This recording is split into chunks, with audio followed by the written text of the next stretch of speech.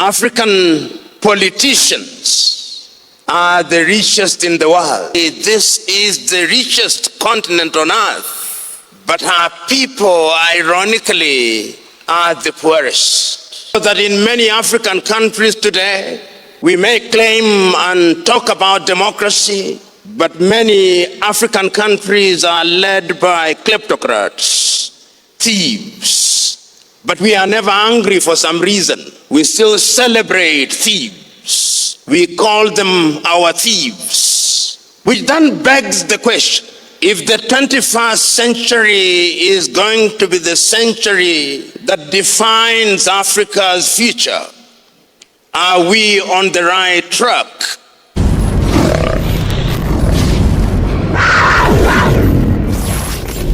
Thank you very much. Let me begin by thanking the leadership of the African Youth Leadership Forum, with whom I've had association for a long period in their various activities in different parts of the continent of Africa. Let me also thank the good doctor. It is many years ago, in 1989, when we first met, and he has performed spectacularly well in molding young people. Let me also thank the good professor and the country coordinator of AYLF. It gladdens my heart to be present here and to very simply remind you of what is said on a daily basis. On a daily basis, we are reminded that Africa is the youngest continent. On a daily basis, we are reminded that this is the continent with the greatest prospects. On a daily basis, we are reminded that paradoxically this is the richest continent on earth, but our people, ironically, are the poorest. We are humiliated in different parts of the world as our young men and women run away from the continent. You only have to see how Western embassies humiliate our young men and women. You only have to see how our young men and women are humiliated in Morocco, in Tunisia, in Libya, as they cross the desert and then the Mediterranean Sea in the quest of what they think is better life. The paradox is that as this happens and as our young men and women suffer this fate, African politicians are the richest in the world. It is an irony. And as Wole Soyinka once said, what amazes him is that when young people across the continent are called upon to congregate, they have the habit of supporting the very same individuals who steal from them. So that in many African countries today, we may claim and talk about democracy, but many African countries are led by kleptocrats, thieves. But we are never angry for some reason. We still celebrate thieves. We call them our thieves. Which then begs the question, if the 21st century is going to be the century that defines Africa's future, are we on the right track? We are in the first third of the 21st century, in the year 2025. And as the saying goes, time and tide waits for no man. So today, as we congregate here And as we ask ourselves necessary but uncomfortable questions, we must ask ourselves whether we are in the right direction. On the 21st day of October 2025, I was at the State University of Zanzibar on the occasion of the launch of the digital contributions of Sheikh Abeid Amani Karume, the first president of Zanzibar. And they too are focusing on the role of the youth. And I reminded my audience that if they remember very well, in 1964, when Amani Karume led his party, Afro Shirazi, to join the party of Mwalimu Julius Kambarage Nyerere TANU, it was then, and even much later, that Nyerere said in Kiswahili, siri ya maendeleo ni kuwa na vijana wenye malezi bora, siha njema na bongo kali. Those words ring true today as they did then. And if you are to permit me, and you are to allow me to take you back to history, and to take you back to the time when young Africans were seeking the independence of their countries from the colonial yoke. They were your age mates. Some of them did not have university education. Patrice Emery Lumumba did not have university education. Modibo Keita in Mali did not have university education. Ahmed Sékou Touré in Guinea did not have university education. Samora Moises Machel in Mozambique did not have university education. But there were others who had university education. Kwame Nkrumah had, Nyerere had. But that was not their claim to fame. Their claim to fame was that they were sacrificial and that they meant well for their country and they were willing to sacrifice. Today, the question to be posed to many young Africans, are you willing to sacrifice? I talked to you at a time when the African continent is convulsing. In fact, one can dare say that it is the best of times in Africa and is the worst of times, if you allow me to borrow and paraphrase that statement from the mayor of Casterbridge. It is the worst of times because when you look at the continent as I speak to you now, the country that we know as Sudan is at war, generating the largest number of internally displaced persons since the World War II. Central African Republic is in trouble. The Democratic Republic of Congo is in trouble. In the Sahel, northern Mali, northern Chad, northern Niger, northern Burkina Faso, Libya, Somalia, parts of Ethiopia, northern Mozambique, northern Nigeria, young men and women do not have the opportunity to realize their potential. southern Cameroons, in Ambazonia. It is all chaos.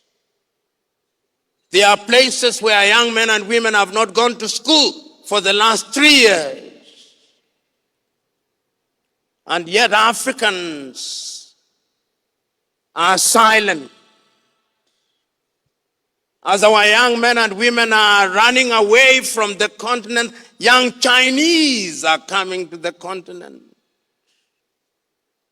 Young Lebanese are coming to the continent. There is nowhere today in the continent of Africa where you do not find young Chinese between the ages of 20 and 30. If they are not building bridges, they are building stadia. And if they are not building stadia, they have China centers and China squares from which we even buy toothpicks. That is the state of Africa. So once again, in the same way that we were politically conquered by young Europeans, we are being economically dominated by young Chinese. And we smile and pray and fast in the hope that that is going to be Africa's solution to our problems.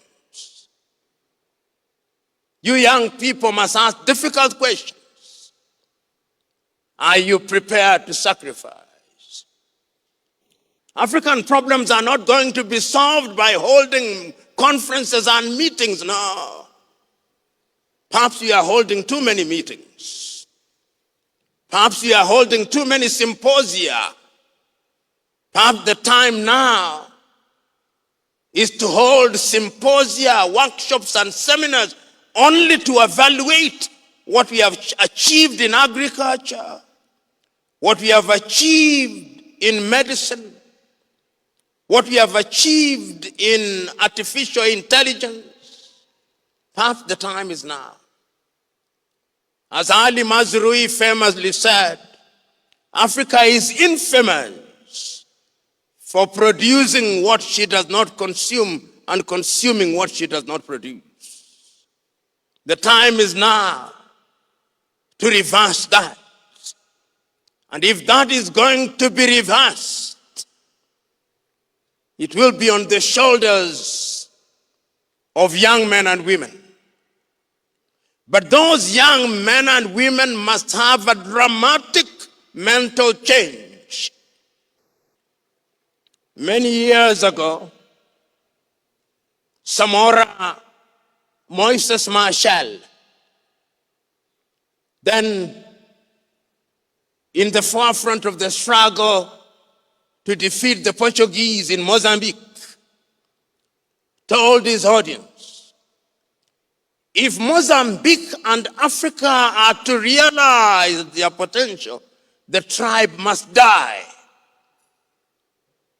And he told his audience, when I say the tribe must die, I'm not for 1 minute suggesting that we should not celebrate our cultural and linguistic diversity.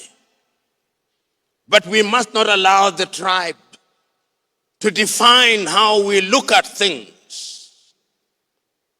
Unfortunately, we live in a country called Kenya, where everything we look at is from a tribal prism. You go to universities in Kenya, some universities, and students organize themselves around tribe. In the 21st century, they have organizations for Kikuyus, for Luos, for Kambas, for Kisis, for Merus, for Embus, for Pokomos. In the 21st century, how primitive can a people be? Until the day that we liberate ourselves from those chains and manacles, we'll never realize our potential. We live in a country today where when a cabinet is constituted, people ask how many from our tribe. When judges are appointed, people ask how many from our tribe. When doctors are appointed and lawyers, we ask how many have graduated from our tribe. Merit is sacrificed at the altar of primitive ethnicity. Koigi Wawa Mwere has written a book which I commend to you, written in the year 2008, Towards Genocide in Kenya, the Curse of Negative Ethnicity. I pray and hope that this assembly of young men and women under the aegis of African youth leadership will exercise the ghost of ethnicity, so that you judge one another on the basis of merit. Nyerere used to say it so very eloquently in Kiswahili. Ukiona mtu yeyote anajikita kwa udini na ukabila, ana hoja. And he went on to say, ikiwa Afrika itaendelea, lazima Waafrika wajifunze kupambanisha hoja, na hoja safi itashinda na itarutubishwa na Afrika itainuka.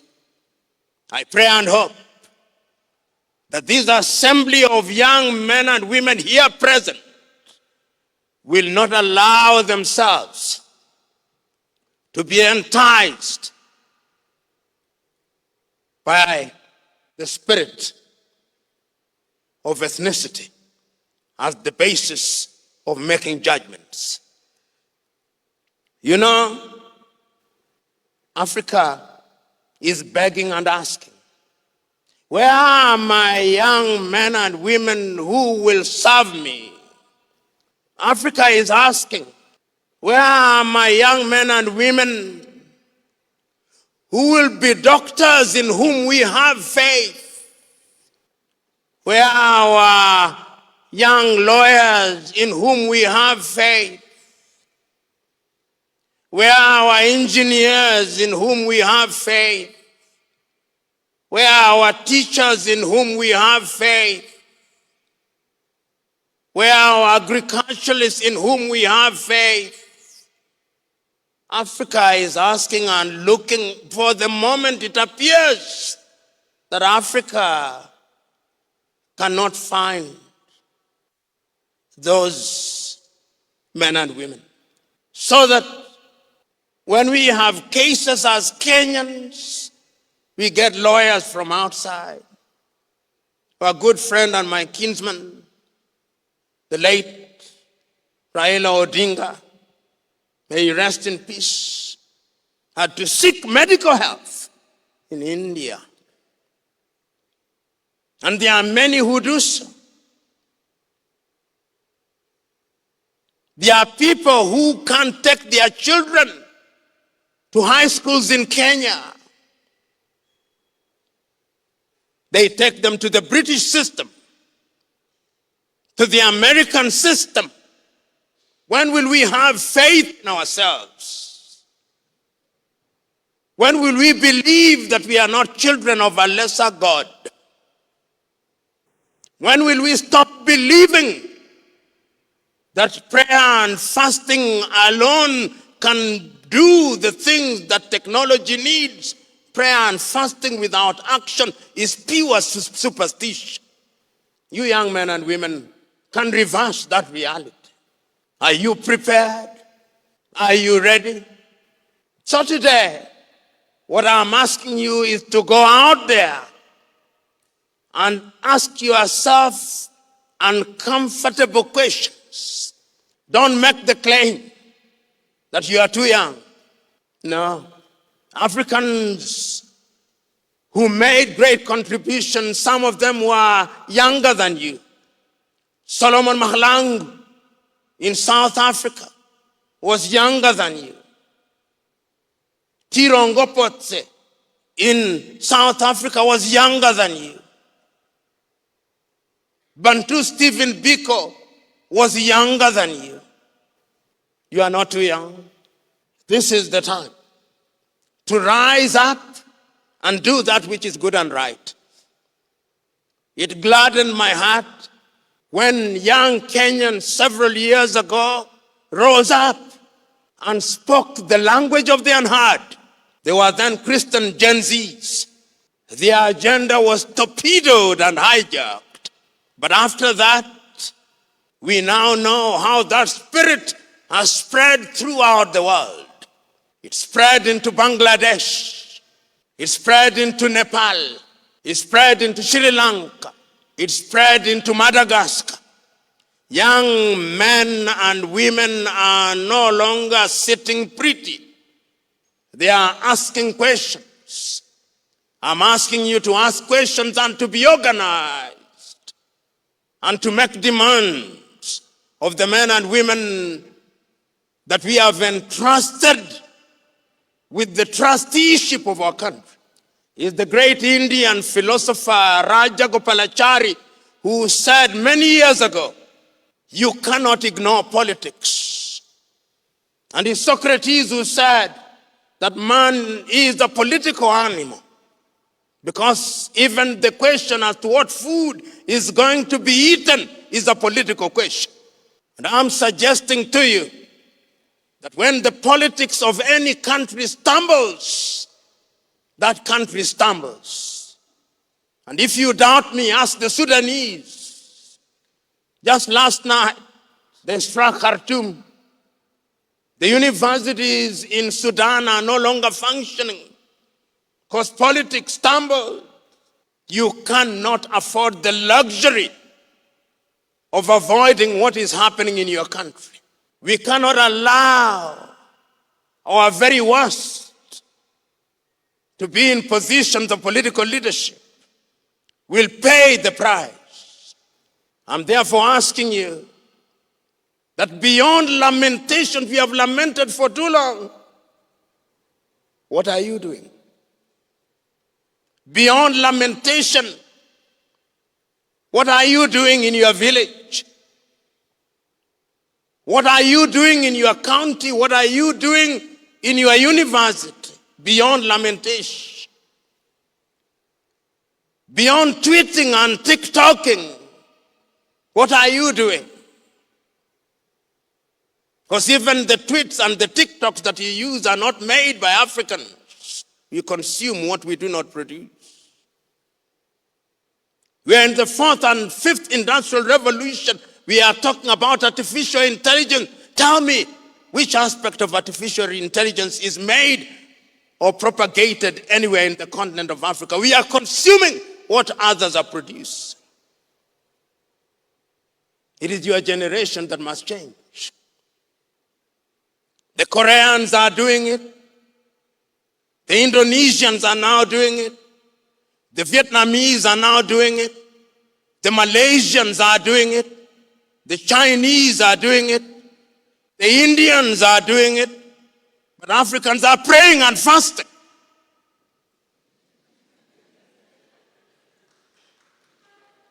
When you drive from Nairobi to Thika, you count the number of things that are called churches. They have run short of names.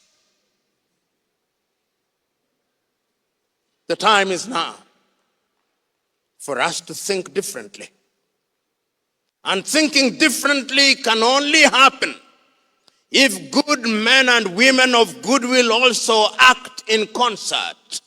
And that is why I commend the African Youth Leadership Forum, because you have recognized that you must come together. South Sudan. The Greeks divided their society in the following way. There were those whom were called idiots. Then there are tribalists and citizens. The idiots don't care what is happening. They are the ones who, when they are drinking water from this bottle and they get out there, they just throw the bottle out. They think somebody will collect it. Idiots.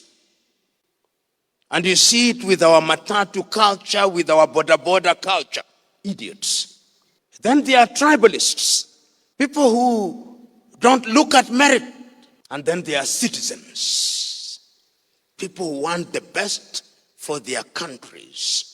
And I'm answering your question by saying Africans must love themselves.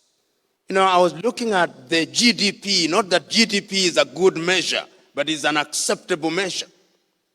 The GDP of Singapore, Singaporean population, I think it is not more than 5 million.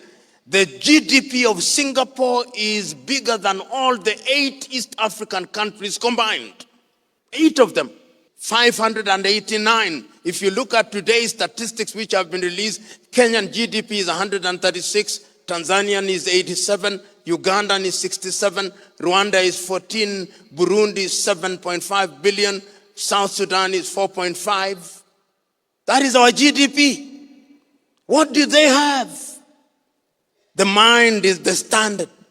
Mobile phones. There is not a single African country that produces the mobile phone. Rwanda assembles, we are also assembling. We only assemble. Why can't we? We are importing fish from China, did you know?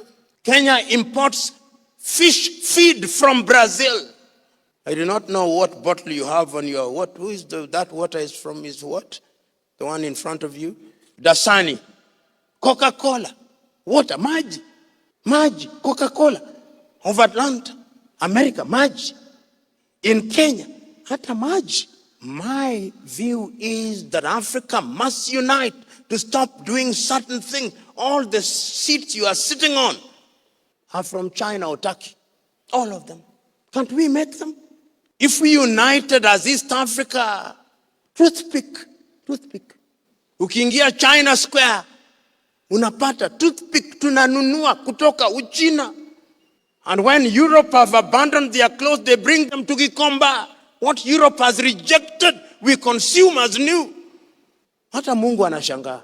So my view is, within the East African community, look even at the education sector, and the academics here will tell you, we said that we were going to harmonize our education system. So that if I'm a student of engineering at the University of Dar es Salaam and I want to move to Mount Kenya University or to Embu University or to Murang'a University or Nairobi University, I just move. Today, look at the way we are dealing with our education. Nobody knows what we are doing. So that the Kenyan graduate going to Tanzania is now being subjected to pre-university admission. Some of you who are older will remember in the 1970s when we started the East African Certificate of Education, you could be employed at the University of Makerere, but we have messed all that. Unity of purpose is what Africa needs. When the new chair of AUC was elected, I wrote him a very long letter. And I told him, please stop holding meetings. Implement. Because Africa has solutions and resolutions about everything. On agriculture, on health. Abuja, 2001, in Abuja, we said all African countries are going to spend 15% of their budget in the health sector. Not one, except Mauritius and Rwanda, who have reached 8%.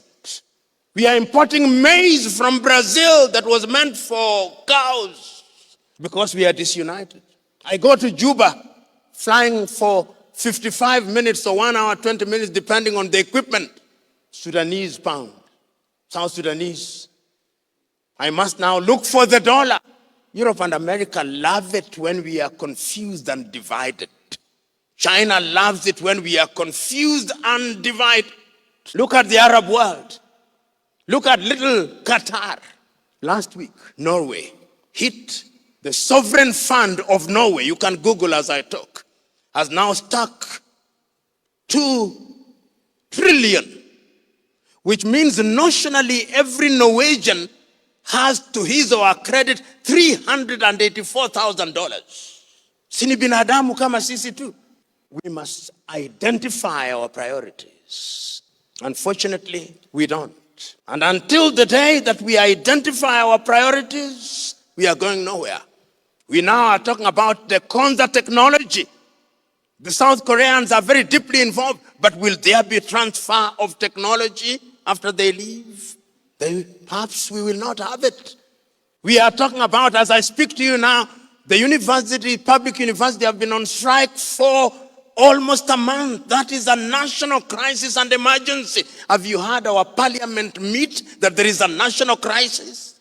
No, instead we are talking about elections which are 1.5 years away, and our young men and women are not going to school, which means those who had acquired scholarships are losing them. Nobody cares. Recently at one of the universities here, a medical student who had gone into a 5-year course graduated after 9 years. When you now go for your postgraduate, they're asking you, how did a 5-year course take 9 years and you have an upper, second and first class? What was happening? You are repeating every year. Nobody cares because your political class take their children to Europe and America and Australia and Malaysia and South Africa. They don't care. And it's true of every African country, except for very few. Second question you are asking, how can we stop interference? Interference will always be there. It is our duty to resist. It is in the nature of the world and the nature of humanity that there will always be an attempt at interference. You know, sometimes, I do not know whether you watched the United Nations General Assembly when the world leaders were addressing the assembly. When the President of the United States of America was addressing the assembly and he was insulting everybody. Everybody was there, Africans shaking their heads and they are being insulted. When President Mahama was delivering one of the most iconic speeches, the President of Ghana, they had gone, it was empty, they were shopping. How can we grow? The fault is with us. We have blamed others for too long. The time now is for us to take responsibility. What could we have done better? The question that I want you to do when you leave here, you are not going to change the world dramatically. You are not going to part any Red Seas. Start by changing your village. What are you doing in your village? What are you doing in your immediate space? Luther King put it very well. If you can't run, walk. If you can't walk, crawl, but keep on moving. Let it be said of you that because you came, we are slightly better. The young man, the final question asked, what must we do? When you are doing the right thing, you attract criticism.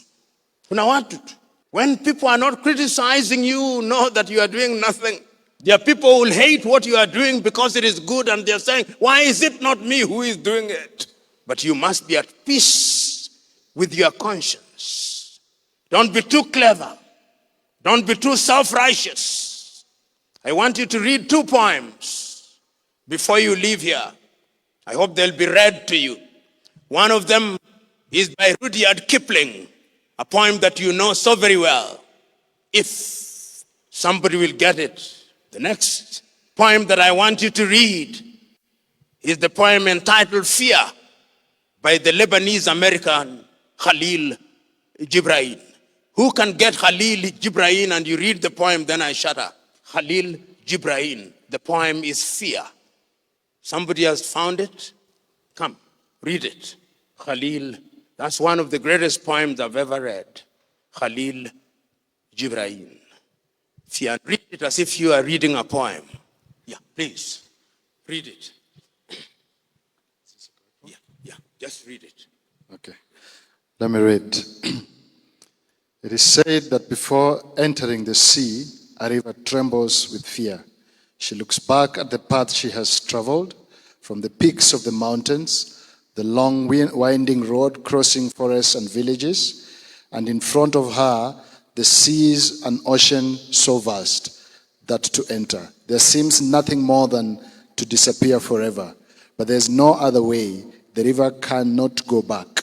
Nobody can go back.